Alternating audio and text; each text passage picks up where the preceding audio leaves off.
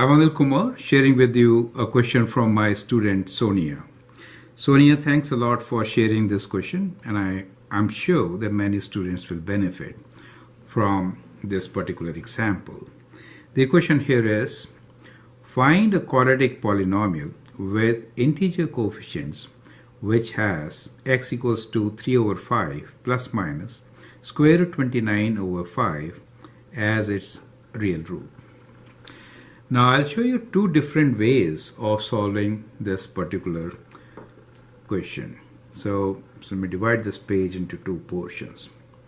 One is that I hope you remember the formula that while you factor quadratic equation, you could write this as x squared minus sum of two roots, which is x1 plus x2 times x plus product of roots x1 times x2, right? That is, we are given the roots, so we can find sum and product and write down the equation. So this is method number one, which is very easy to apply and get solution for such questions. The other method is to use the solution itself. For a quadratic equation, x is equals to minus b plus minus square root of b square minus 4ac divided by 2a, when the equation is y equals to ax square plus bx plus c. Perfect. So that we have the roots, we can just compare and write down the coefficients a, b and c. Perfect. So that is the foundation for my solution. Now let us see. We'll use the methods one by one. So let's use method one first. Now in this case, what is sum of roots? That is to say, what is x1 plus x2 equals to? The roots are 3 by 5 plus square root 29 over 5.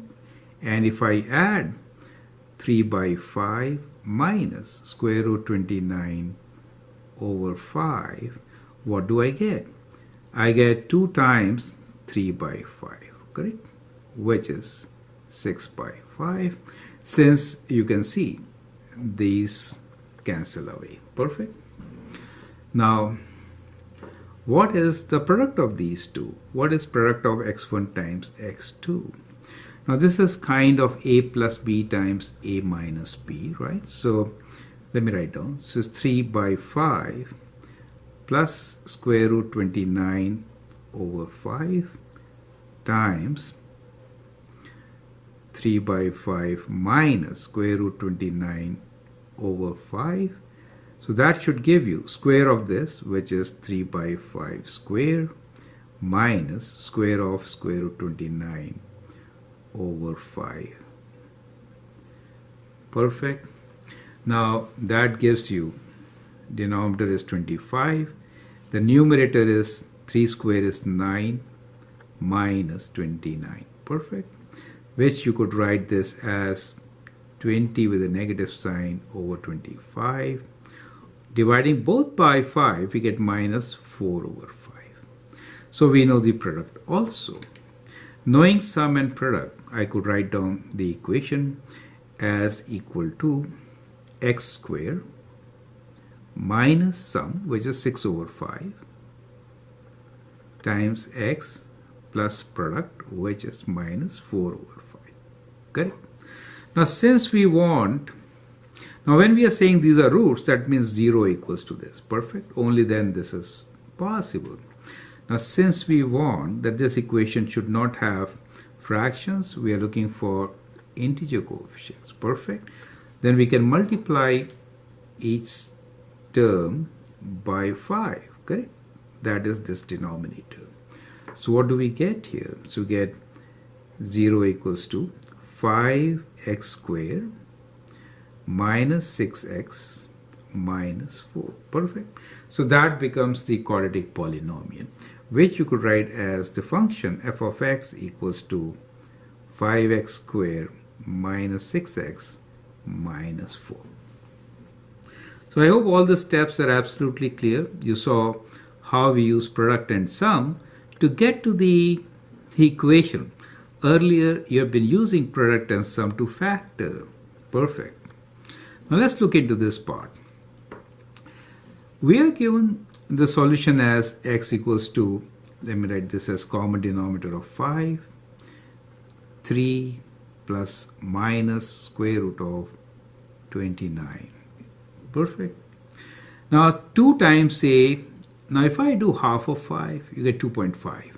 So what I will do here is, I'll multiply both numerator and denominator by 2.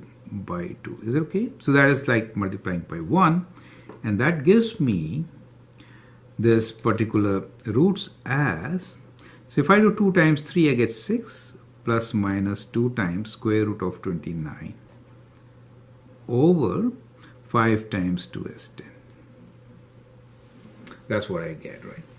Now, you could actually do a smart thing, bringing 2 inside. So you could also write this as 6 plus minus square root of 4 times 29. When you bring it inside, 2 becomes 4, right? Square root of 4 is 2. Or you could write this as 6 plus minus square root of 4 times 29 is what? 120 minus 4, right? But I'll do 4 times 29 is 116. Okay, so 116 over 10. Now compare this with minus b plus minus square root of b square minus 4ac over 2a. Just do direct comparison. So what do you see? This is 2 times 5, right? We did 2 times 5. So a is 5 for us. So just by comparing, we get a is equals to 5, right? B is equals to minus b is 6, so b is minus 6. And 116 is b square minus 4ac. And we get b square minus 4ac equals to all this as 116.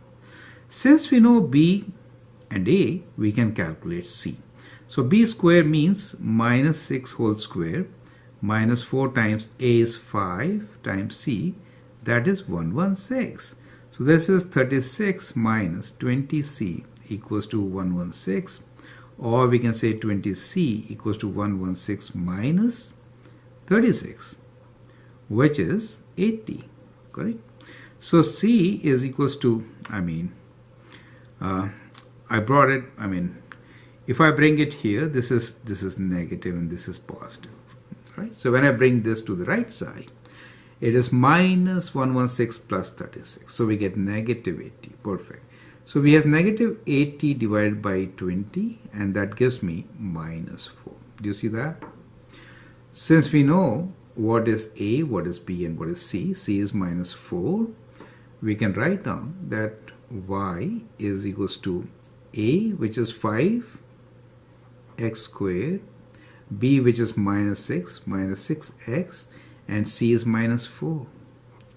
Do you see we get exactly the same equation? So any of these methods can be applied. It doesn't take much time if you do like this.